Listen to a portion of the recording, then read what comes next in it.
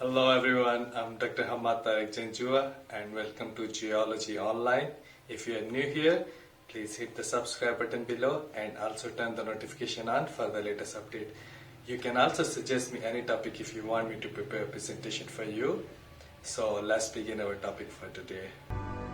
After discussing about the origin of universe, formation of solar system and a brief history of geologic time in my earlier video, now we narrow down our understanding about the interior of Earth.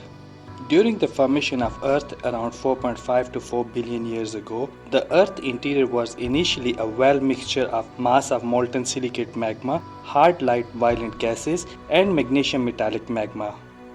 Over time, the interior temperature of Earth has started to cool down and all the chemical differentiated elements begin to settle in through the process of buoyancy, which means that the lighter material through buoyancy move toward the surface of Earth and the heavier material are sink towards the Earth center due to their density variation.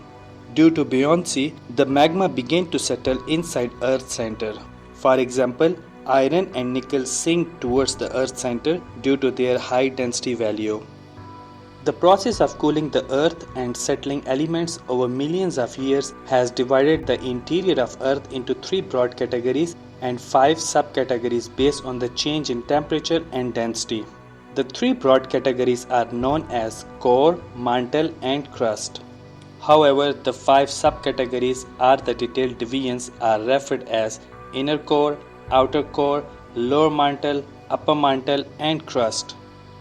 Eventually, the interior of Earth settled in different layers that are known to us today.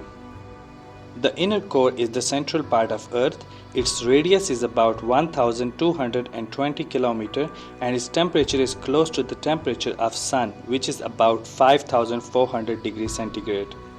The inner core is composed of mainly iron with few percentage of nickel. The composition of outer core is almost similar to the composition of inner core. The only difference is that the quantity of nickel increases compared to inner core and the liquid iron start transforming into solid phase. The temperature of the outer core is about 4400 degrees centigrade and the radius is around 3500 km. One important thing should be highlighted here that the outer core set up the Earth magnetic field. The Earth magnetic field is constantly generated from the outer core body of the Earth. The mantle represents a solid rock. We can refer this section as a ductile section. The radius of mantle is about 6500 km and temperature ranges between 200 to 4000 degrees centigrade. The major difference between the lower and upper mantle is their location. The upper mantle adjoins the crust to form a lithosphere, whereas the lower mantle never come in contact with the crust. The upper mantle consists of molten rock called magma. It is the magma that emerges out as a lava when volcano erupts. The mantle is composed of magnesium, iron, aluminium, and silicon. Eventually, these all elements bound together in the form of silicate rocks.